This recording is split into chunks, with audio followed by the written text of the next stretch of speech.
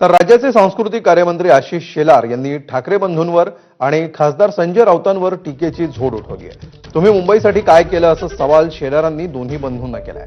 तुमच्या हिंदुत्वाचा रंग टिळक भवनकडे जाऊन गिरला असंही शेलार म्हणाले। भोंगा रोज तोंडावर आपटतो आणि पुन्हा उभा राहतो असं म्हणत त्यांनी संजय राऊतांवरही निशाणा साधला।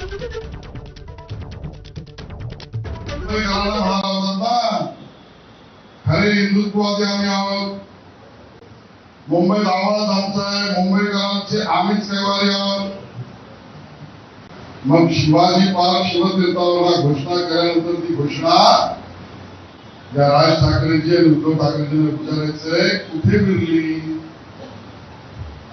कधी टिळक भवन पर्यंत जाईपर्यंत तिचा रंग बदलला।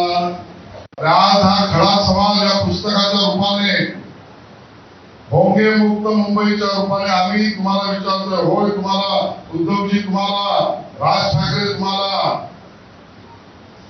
तुम्ही मुंबईसाठी काय केलं हे सांगा।